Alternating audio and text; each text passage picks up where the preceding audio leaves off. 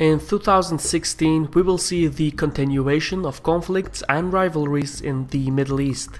More countries will get entangled in the Syrian Civil War, but we will also see a re-emerging Turkey. The Saudi-Iranian rivalry will reach new heights and Israel will have to rethink its geopolitical position. Further north in Russia, the low oil prices will force Moscow to push hard for economic reforms. Financial changes will also occur in Europe, where many nations will struggle with their economies, which in turn will inspire the rise of nationalism. However, there are also exceptions such as Switzerland, where an important referendum could trigger a financial revolution. In this prognosis, we will go over the most likely diplomatic, economic, and military outcomes for Europe, the Middle East, and Central Asia in 2016. In part 2 of the prognosis, we will continue on with East Asia, Africa, and the Americas. Welcome to a Caspian Report by me, Shirvan. In 2016, we will see a fragmented Europe. Germany and France will start preparing for the general elections in 2017. The Paris attacks and the refugee crisis will play an important role in these elections, but both countries seek different solutions, so we will see the interests of Germany and France start to diverge. An indirect consequence of this will be the strengthening of nationalist political parties across Europe. In Greece, Prime Minister Tsipras will face a dilemma. His challenge will be reforming the pension system. Since almost 25% of Greeks are unemployed, many families depend on the pensions that their elderly members receive. In short, aside the poor economic prospects, the upcoming reforms will lead to social unrest and a new political crisis in Greece. In Portugal and Spain, the political and economic situations will worsen. Lisbon will strive but most likely fail to keep the government coalition intact, which will lead to early elections in Portugal. As for Spain, the country just held its general elections in December 2015, so the leadership will first attempt to form a coalition government. Both Madrid and Lisbon are well aware of the upcoming financial storm and are already working on reforms to tackle these issues.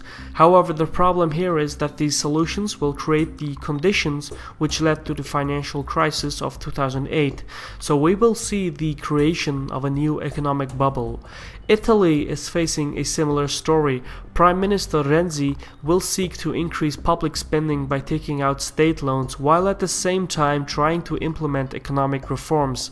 His reforms will most likely go ahead, but by taking out state loans whilst the country is already in heavy debts, Renzi is creating the conditions for a new economic bubble. To the north in Switzerland, an exceptional year awaits the nation. The country is planning to hold a referendum to strip commercial banks of the right to produce money. If this referendum passes, it would require banks to back their loans with 100% reserves.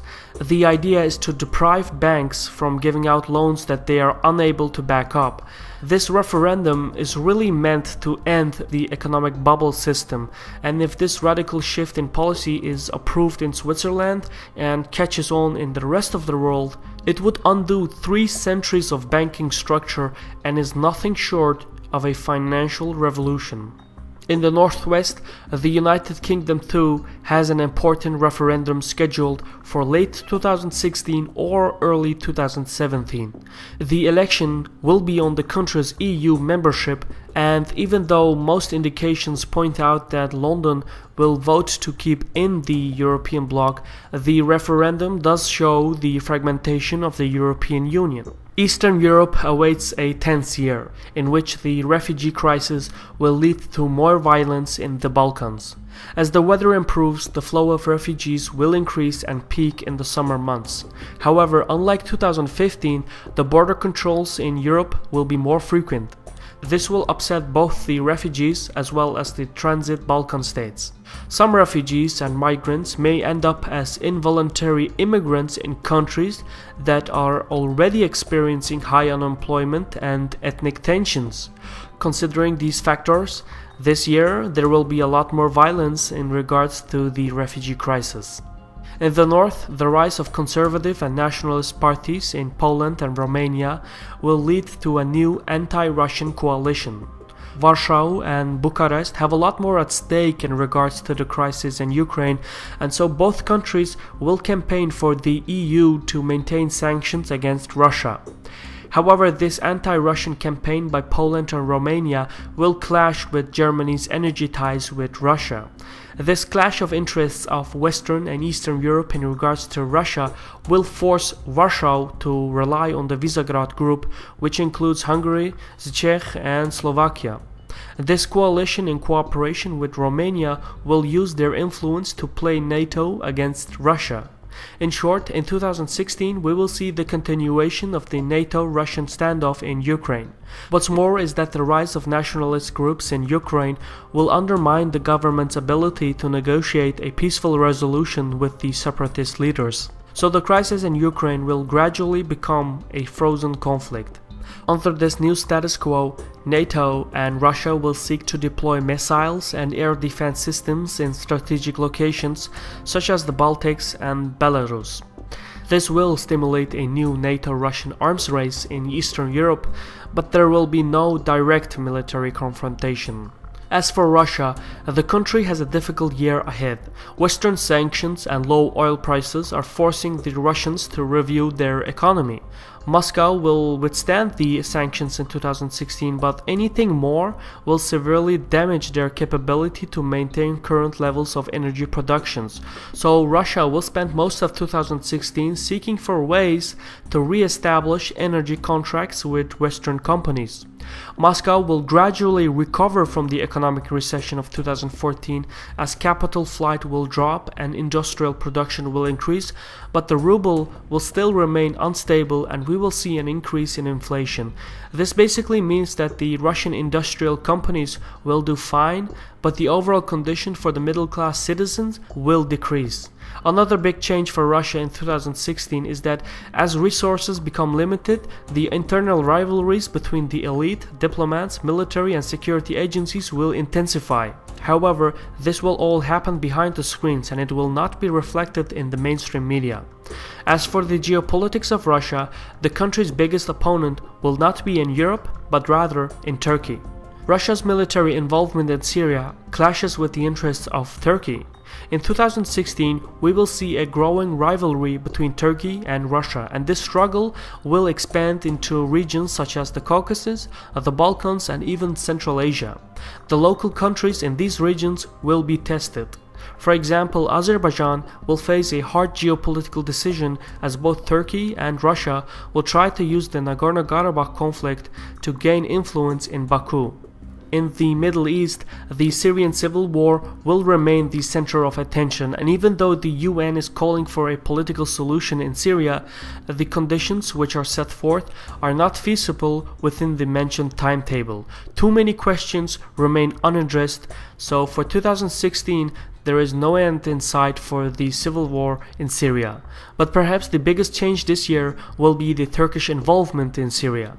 Ankara is preparing for a military operation in northern Syria which will involve ethnic Turkmen and Sunni Arab rebels who are loyal to Ankara. Turkey will seek to use these proxy groups to establish a safe zone in Syria, and officially this zone will be justified as a long-term solution to settle the refugee crisis. Unofficially, the safe zone will be an occupation meant to prevent the establishment of Kurdish autonomy in Syria and to increase Ankara's role in the domestic affairs of Syria. If the proxy groups fail to achieve their goals, Turkey will mobilize its own forces into Syria. So we will see a lot of American, Turkish and Saudi cooperation in this field. The rise of Turkey, however, will not go smoothly. The collapse of the Turkish-Kurdish peace talks means that the situation will escalate as both sides intend to weaken the other as much as possible. One of the main reasons for the collapse of the negotiations is that the Turkish-based PKK's partner group, the PYD, made significant gains against ISIS. The Turkish leadership worries that cross-border Kurdish solidarity will strengthen the demands for an independent Kurdish state. Turkey's growing role in the Middle East will also clash with the interests of Iran. As a response, in 2016, Tehran will increase its support to the Kurdish autonomous state in Iraq. Iran will attempt to disrupt the economic and energy arrangements between Iraqi Kurdistan and Turkey. This Iranian-Iraqi Kurdish cooperation will upset the Iranian allies in Baghdad, where Iraqi Prime Minister al-Abadi is already heavily criticized. So we will see the Iraqi leadership struggle with a new political crisis. As for ISIS, the group will start to make significant losses in 2016, but it will not be defeated anytime soon. In fact, quite the opposite will appear in the mainstream media. In order to maintain their image as a formidable group, ISIS will increase its efforts to encourage more terrorist attacks in Europe and the Middle East. In short, more terrorist attacks is something that we can expect for 2016. What's more is that ISIS will expand its operations into Afghanistan. The thing is, as the Taliban sinks into an internal crisis, more and more Taliban field commanders will pledge fealty to ISIS. So in 2016, we will see a growing ISIS foothold in Afghanistan. In turn, this will trigger an Al-Qaeda-Taliban military confrontation against ISIS. Still, despite this conflict and its fragmentation, the Taliban will remain the most powerful insurgency group in Afghanistan. In fact, we will see some minor military successes for the Taliban in 2016. Considering the expansion of ISIS into Afghanistan, neighboring Turkmenistan will see an increase of radical Islamist groups trying to penetrate the eastern portion of the country. The local Central Asian governments will use the threat of Islamic militants to crack down on opposition factions.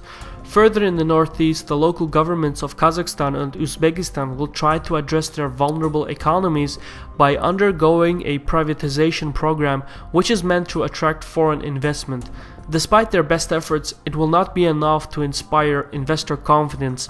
In short, weak economic prospects and security threats will gradually destabilize all of Central Asia. In the course of the year, we will see Russia stepping in and presenting itself as a stabilizing force by introducing strict border controls. In Iran, President Rouhani will attempt to use the nuclear deal to campaign for his party and gain leverage against the supreme leader Ayatollah Ali Khamenei. However, this will not yield any results in 2016.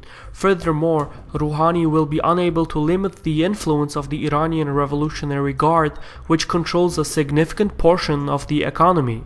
Also, it's too soon for the Iranian population to notice the perks of returning to the global market. In short, there will be no significant changes to the domestic affairs of Iran. Instead, Tehran's biggest concern will come from the other side of the Gulf. In 2016, we will see an escalation of the Saudi-Iranian rivalry. Both sides will try to use proxy groups and client states to weaken the other. What's more is that the Saudi leadership will start to feel the pains of the low oil prices, and Riyadh will have to finance a growing budget deficit. Moreover, the Saudi military intervention in Yemen will start to backfire. Thus far, the civil war in Yemen has forced more than 2 million civilians from their homes, and it has destroyed what little infrastructure the country had. The Saudi military actions, which are endorsed by the United States, have deepened the political divisions and introduced sectarianism where previously there was none. Furthermore, the military confrontation has contributed to the strengthening of Al-Qaeda and ISIS presence in Yemen. For 2016, there is no end in sight for the Houthi rebellion.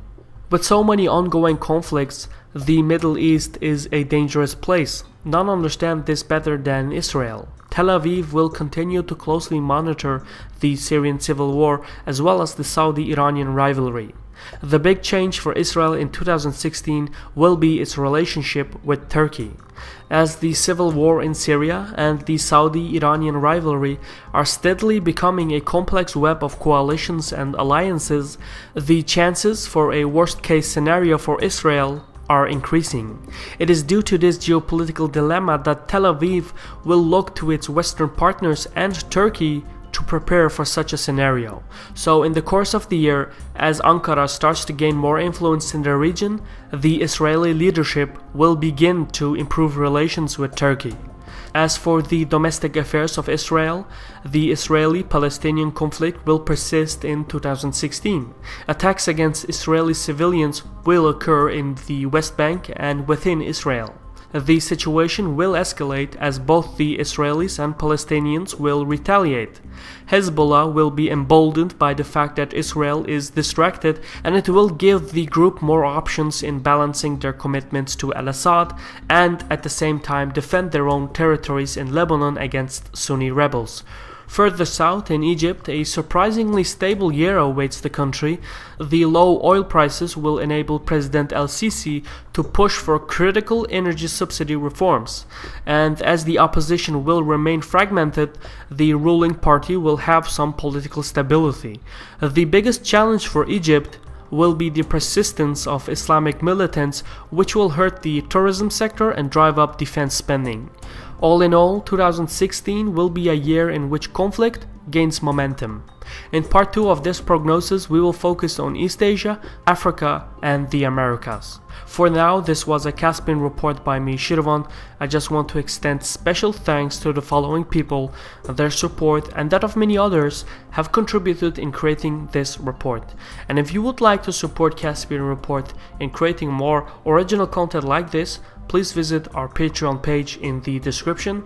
For now, thank you for watching, take care, and Sahul.